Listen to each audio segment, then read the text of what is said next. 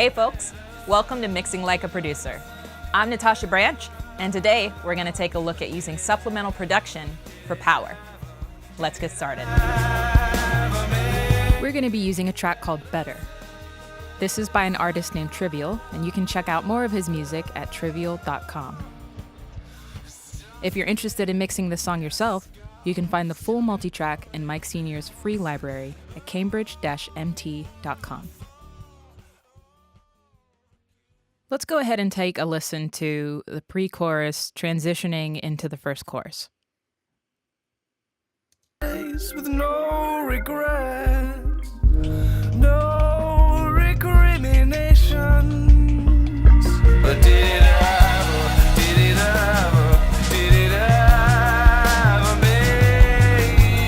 better? But did it ever?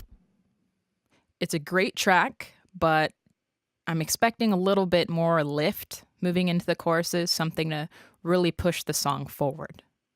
A commonly used technique is to manipulate the existing low end of a track from section to section. For example, you might roll off or shelve the bass during verses so that the track feels fuller during the choruses. Similarly, you might leave the bass intact during the verses and then boost it during the choruses. In this case, there isn't a lot of low-end sustain in the verses to begin with, so I decided to punch up the choruses with a few extra elements. We have two kicks here. One is a sub-kick that also serves as a harmonic component. So let's go ahead and take a listen to that.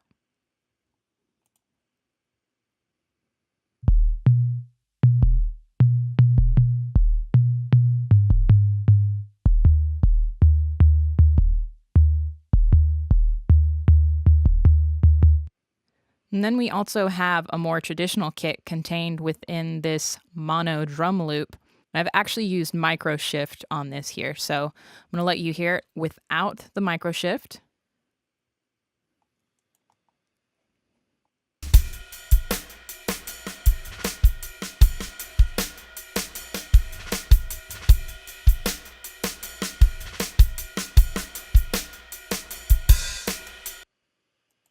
And with.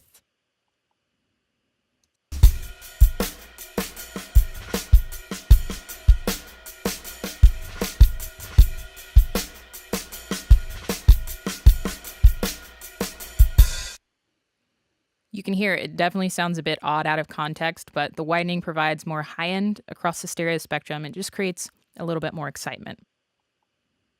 So I initially tried to manipulate the existing tracks with processing like EQ, compression, transient designers, but that didn't have a suitable effect on the kicks without damaging the other elements in those tracks. So this was a great case for supplemental production.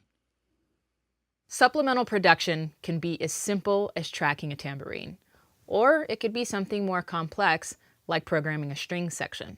In either case, you have to be sure that what you're doing is truly to the benefit of the project and not just a matter of personal taste. Not every idea you have is going to be useful, and even if it is, the client may not welcome it. Just remember, this is ultimately not your music. Do your best to support the project and respect the client. Now, I didn't want to change the feel of the choruses here. I just wanted to give them some additional power, so I decided to use a virtual drum kit here. I've got XLN Audio's Addictive Drums, and I programmed some new parts to double the kick and the snare. You can get similar results using a sample replacement plugin, but the complexity of the existing tracks didn't really allow for sample replacement here. Now, whether you're augmenting or fully replacing drums, there are a couple of things to look out for. First of all, you want to try to match the timbre and tuning of the original drums. That ensures the sample blends well with any existing leakage in other tracks, and you're minimizing the effect you have on the artist or the producer's original intentions. So take some time, find the right samples, and adjust your tuning if necessary. You also want to be sure that your samples are time-aligned with the original parts. Even though these are completely new sounds, any sort of phase discrepancy can undermine the groove and that punch you were trying to create in the first place. So here are the supplemental parts. I've got snare, kick, and shaker. Let's go ahead and hear them soloed.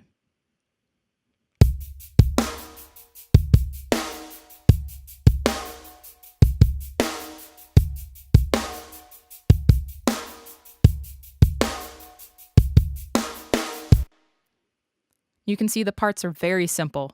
They're just reinforcing what's already there. Now I'm going to play back the original track again, and I'll mute and unmute the new parts for comparison. Pay particular attention to the low and high end extension.